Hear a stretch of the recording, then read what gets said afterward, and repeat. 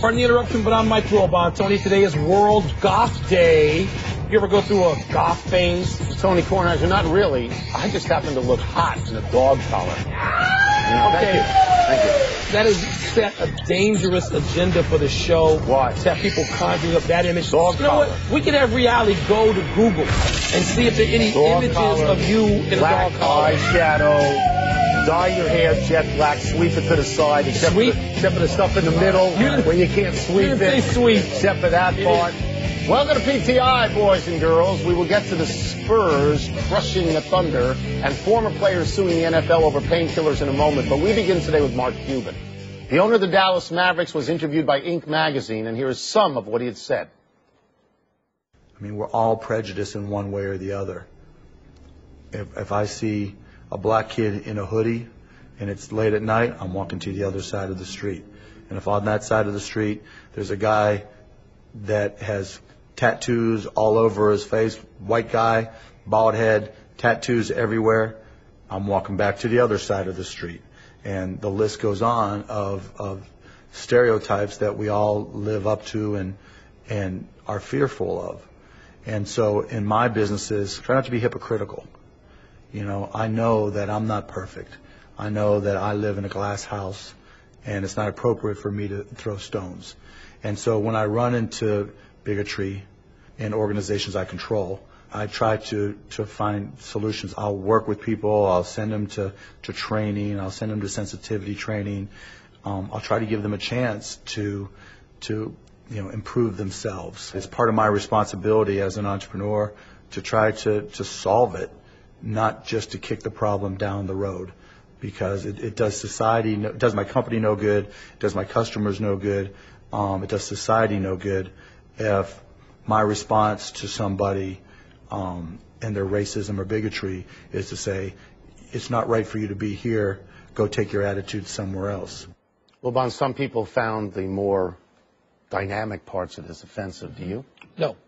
And I don't find it offensive because Mark Cuban categorically condemned bigotry and racism. In the whole context of it. All of, right. There's about 10 seconds in there that people are going to find inflammatory if they want. We talked about a brother in a hoodie. Yeah. I understand that invoking that image to a lot of people is going to say, wait a minute, it's going to offend them.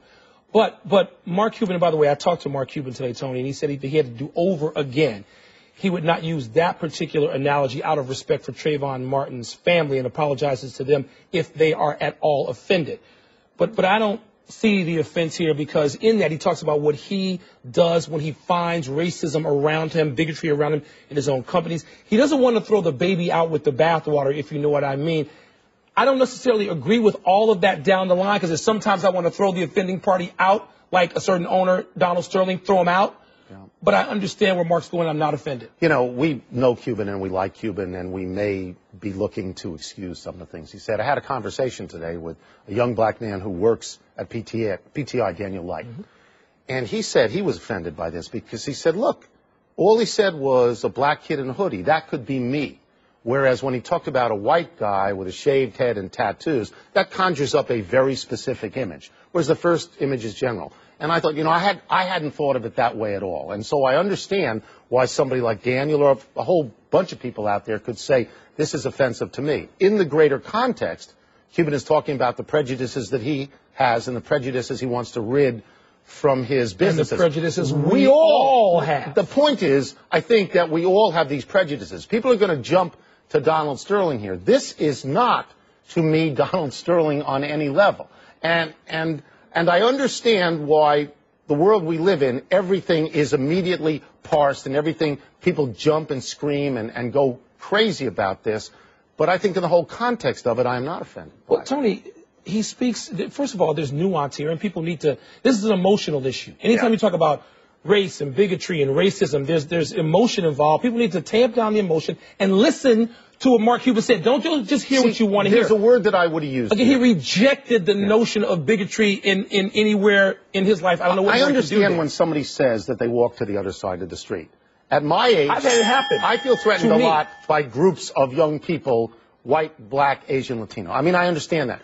But I think if he had used the word menaced, I feel menaced more people would say, I totally I think get that. people are going to be moving. offended if they want to be, but if they listen to what Mark Cuban said in context, and by the way, to separate this from Donald Sterling again, Donald Sterling has been using offensive, bigoted language for 30 years. Mark Cuban is not to be coupled with What was interesting them. to me was no reaction from players. I thought there were three people who could reach out and save Cuban immediately. I thought LeBron James could do it. I thought Chris Paul could do it. I thought Kevin Johnson could do it. And we heard nothing. I don't think he needs to be saved. We heard from nothing what? from Adam Silver. Saved from renouncing bigotry. I don't think he has to be saved. I don't. This whole thing comes about because Cuban raised the issue of the June 3rd vote, whether to oust Donald Sterling. Cuban says he will not reveal which way he's going to vote, but added he might have to be a hypocrite in the end. So could you see any owner, including Cuban, who has come out very strongly against what Sterling said, nonetheless voting to keep Sterling on philosophical grounds? I could see any owner doing that, but they won't. They're going to get rid of Donald Sterling. The vote is going to be announced as unanimous, and it can't be announced any other way. They'll sit in a room, and they'll talk, and they'll come to the realization that we've got to act as a full group on this, and they're going to do it. Yeah, Tony, I think I agree with that. That's what I think today. And I don't know, Mark Cuban may have decided today which way he's going to vote. He may get in a room with his peers. And who knows? I think there's going to be some convincing anyway. You know, my entire premise originally, the first day this came down, is that 29 billionaires in a room against one, Sterling. I'm going to go with the 29. And also there will be peer pressure. They will talk this out. I don't know whether the vote will be public or not. Will there be names attached to it? And can anyone afford to stand with Donald Sterling? No, the answer is perception? No. Look, there are two separate issues here. One is the issue that Mark Cuban has raised before, which goes like this. Does this mean that anything I have ever said, anything I have ever done, anything I will say in the future, anything ever with a cell phone and me on it, is going to be grounds to get rid of me in this league now that we've gotten rid of Donald Sterling? And that's a theoretical and constitutional issue. Yeah. And the other issue is Donald Sterling. And we've got to get rid of Donald Sterling. And that's the way it's going to come down. Yeah, Tony, I agree, too. I agree that I can't see it being announced any way other than a unanimous vote. Because, first of all, they're going to have unanimity or pretty damn close to it in that room. And they're going to. And that's what they want as a body. And when you talk to individual owners, and I've talked to some. So I don't see how any other way But I think this is a bad day for Adam Silver. Because it harkens back for him? Yes, it harkens back to Donald Sterling, and I think that this is not what he needed today, even if he loves Mark Cuban and the full context of what he said. But you know what? If Sterling tries to use this to say, aha, let me take what Mark Cuban... You think Cuba's going to stand for that? No. I don't either. For the second game in a row, the San Antonio Spurs dismantled Oklahoma City. The first time it was by 17 points. Last night it was 35. Kevin Durant and Russell Westbrook missed 27 shots between them, scored only 15 points each. Go ahead, Wilbon. Build the case as to how Oklahoma City's going to win this series. Serge Ibaka puts on a Willis Reed jersey, and he walks through that door. The captain! Did Eddie Murphy? I got legs. I got legs. I got legs. I got legs. I got one more. I can't. Because, and again, we talked about this. I know every day you can search for new reasons if you want. Serge Ibaka not being there, Tony, allowed those 60-some points in the paint in Game 1 for San Antonio. He cannot. There's no one to protect the rim for Oklahoma City. They were getting. Russell Westbrook was upset at Kevin Durant for defensive rotations. It's Ibaka, man. I'm going to say something I don't like to say on this show. I was totally wrong. I said I didn't mean to marginalize Serge Ibaka, but I thought that with Kevin Durant and Russell Westbrook, they could win anyway because they were the two best players on the court, and they would have a hand in the winning and the losing. And then I looked at the first game where the other three starters, and help me with this, it's Perkins, it's Collison, it's Cephalosha. They had a total of 5 points. A total. And I said, this is horrific. That can't happen again. It did. They had 4. Well, but this time they had 4. I know. You can't bench everybody all the time. They can't win. They can't win.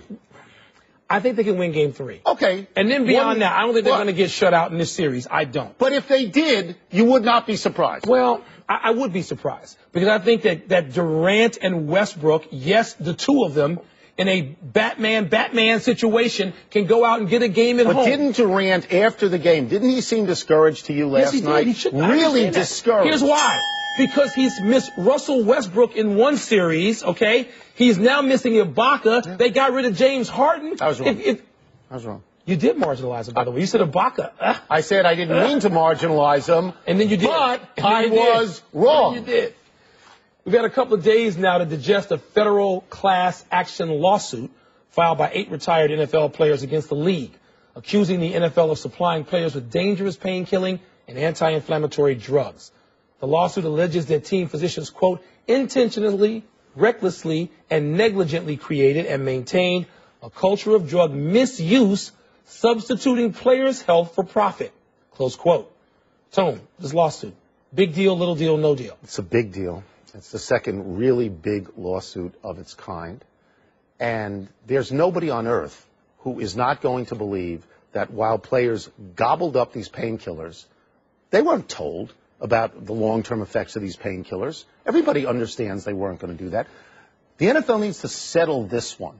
You don't want this one going to try. It's not the same as brain damage. No. It's not the same as people taking a gun and blowing their brains out because they have brain damage from being hit in the head. But it works against your platform of player safety, yes, which has become your #1 agenda. So you have to settle this because ultimately players, if they take the stand, they're older now. They're crippled now.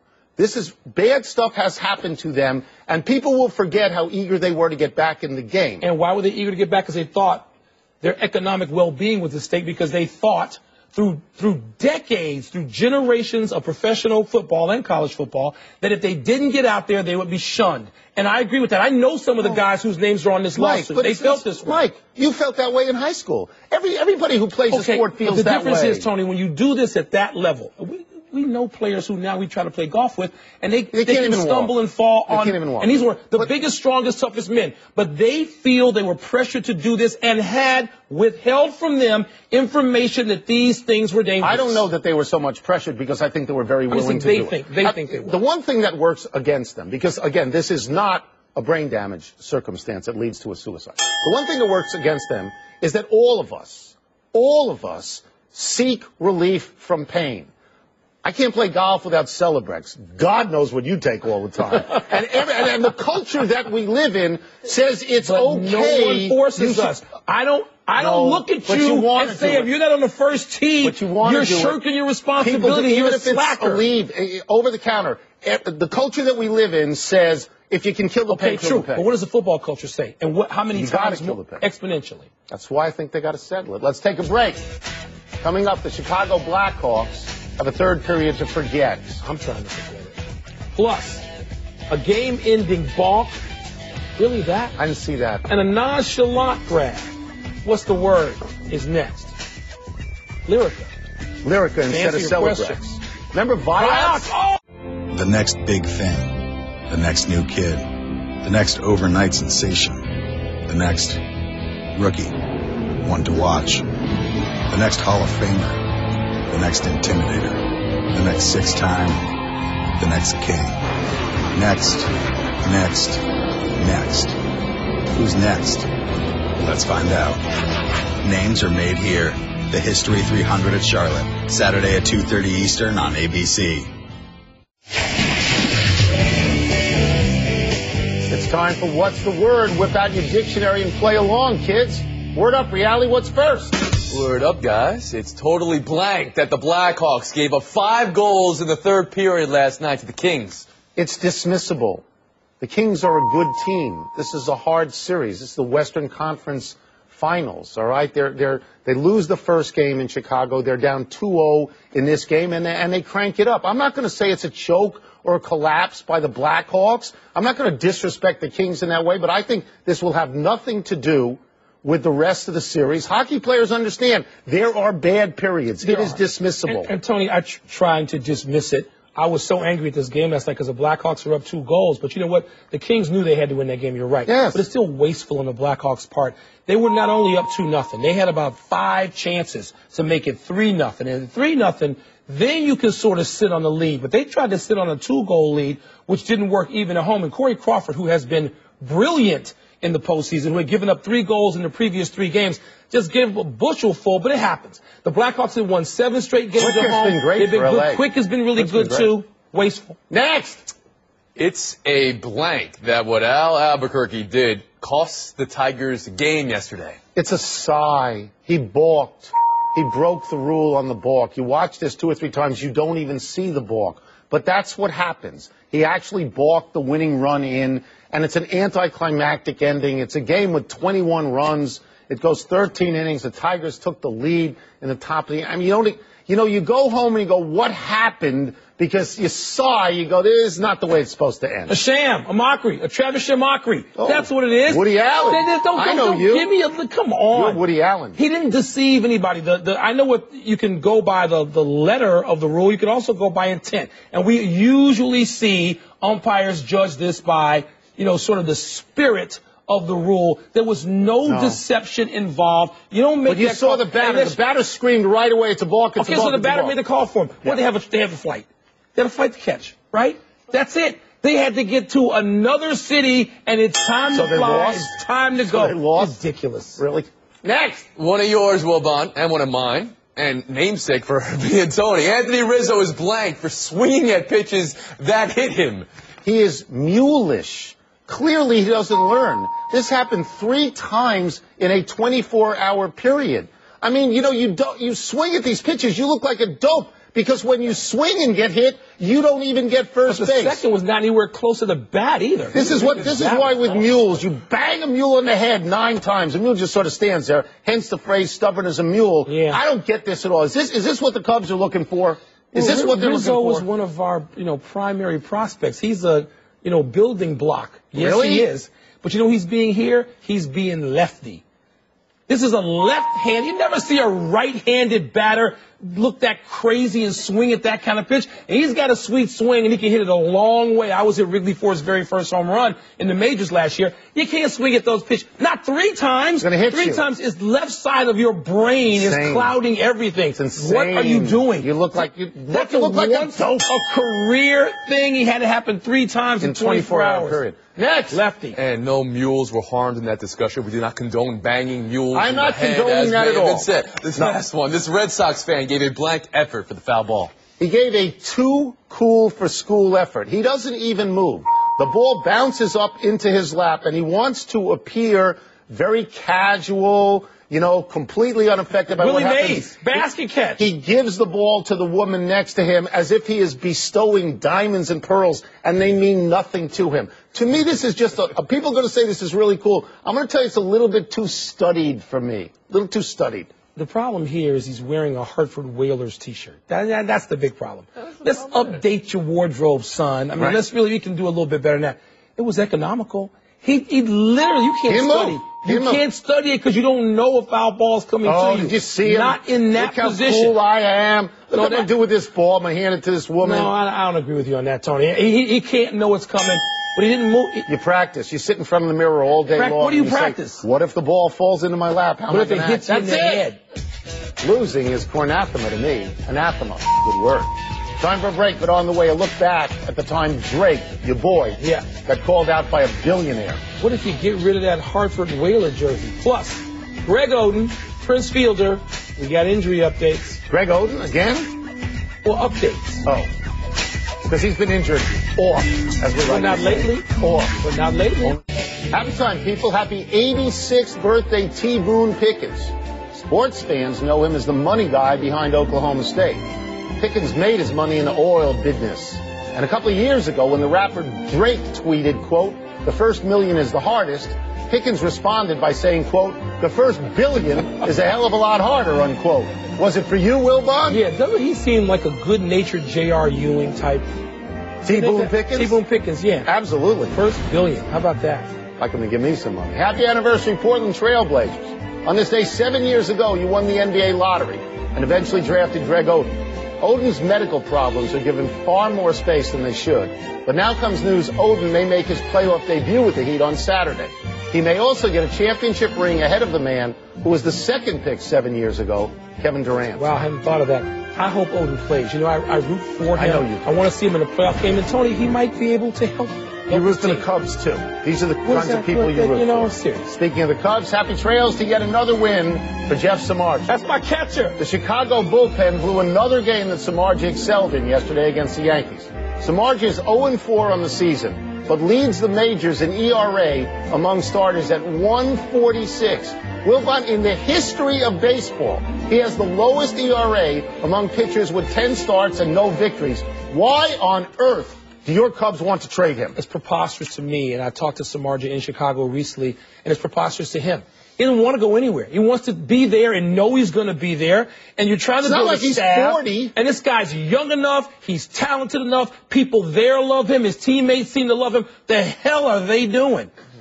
I don't get it. I talked to someone. Defend your boys. I'm not going to defend them on that. Can't do it. Time to find out we messed up, Reality. Another trails. Darren Williams will undergo surgery on both ankles next week. He's going to be out for a little while during the offseason. The origins of Travis mockery, Tone. I looked this up. 2004 Miller Lite commercial with Bob Odenkirk, which was tremendous. But Woody Allen's Bananas has this line: I object, Your Honor, that trial is a travesty. It's a travesty of a mockery, of a sham, of a mockery, of a travesty, of two mockeries, of a sham. There you have it. Woody Allen probably had it first. I think I was right in saying it was Woody Allen. Right, We go to the big finish. Let's do it. The Dodgers released Miguel Olivo for biting his teammate's ear 2 days ago. Told you. Then we're going to pick this guy up? I hope not. Not for a long time. I said 50 games. This might be a better deal than that.